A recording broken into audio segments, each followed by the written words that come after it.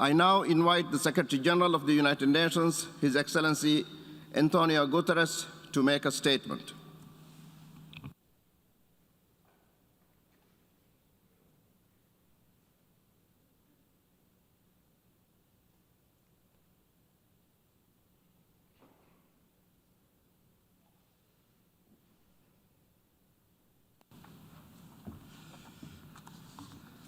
Mr. President of the General Assembly, thank you very much for convening us and for your commitment and leadership, mobilizing us all for climate action. Excellencies, ladies and gentlemen, the United Nations and this Assembly were created precisely for the kind of challenge that brings us together today. The climate crisis is a code red for humanity. And this Assembly and governments around the world face a moment of truth. In 6 days, world leaders will be put to the test at COP26 in Glasgow. Their actions or inactions will show their seriousness about addressing this planetary emergency. And the warning signs are hard to miss. Pollution kills 9 million people every year. Every day, dozens of species go extinct.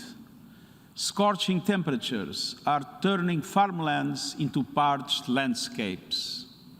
Cities and entire countries are watching sea levels rise around them. Increasing temperatures will make vast stretches of our planet unlivable by century's end. And last week, a new report from The Lancet described climate change as the defining narrative of human health in the years to come. A crisis defined by widespread hunger, respiratory illness, deadly disasters, and infectious disease outbreaks that could be even worse than COVID-19. Despite these alarm bells ringing at fever pitch, we see new evidence today in the emissions gap report that governments' actions so far simply do not add up to what it is so desperately needed. We are still on track for a global temperature rise of 2.7 degrees Celsius, a far cry from the 1.5 degrees Celsius target to which the world agreed under the Paris Agreement. A target that science tells us is the only sustainable pathway for our world, and one that is entirely achievable. If we can reduce emissions by 45% compared to 2010 levels this decade, if we can achieve global net zero by 2050, and if world leaders arrive in Glasgow with bold, ambitious and verifiable 2030 targets and new concrete policies to reverse this disaster. G20 leaders in particular need to deliver. The time has passed for diplomatic niceties. If governments, especially G20 governments, do not stand up and lead this effort, we are headed for terrible human suffering. But all countries need to realize that the old carbon-burning model of development is a death sentence for their economies and for our planet. We need decarbonization now, across every sector, in every country. We need to shift subsidies from fossil fuels to renewable energy and tax pollution, not people.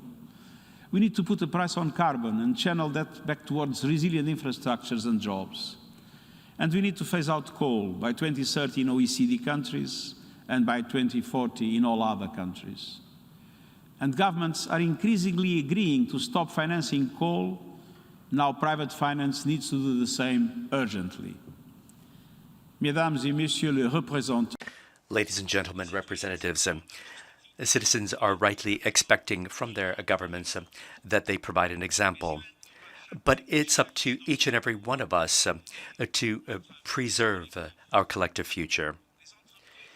The corporations must review their impact on the climate and take credible measures for their activities and their financing so that it would be fully compatible with a zero-emission future. No more excuses. No more whitewashing. It's crucial that public and private investors face up to the situation.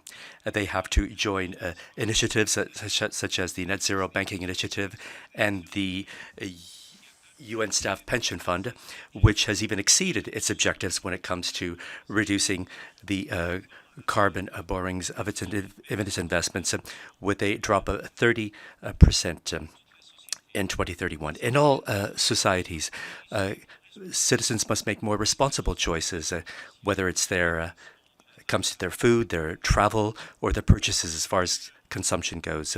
Young people and young activists must continue their impetus and demand action from the part of their leaders at all levels.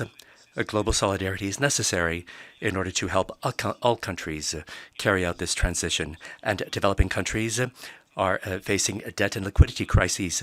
They must be supported. Development banks, public and private multilateral banks, must expand their climate investment portfolio and step up their efforts to help countries build resilient economies that are compatible with a zero-emission future. They must develop their commitment to devote at least $100 billion a year to financing climate action in developing countries. I would ask a new effort from donors and multilateral banks to ensure that at least 50% of the amounts that they invest in climate be devoted to climate adaptation and resilience in the developing world. 76 years, this Assembly has gathered the world around crisis after crisis to build consensus for action.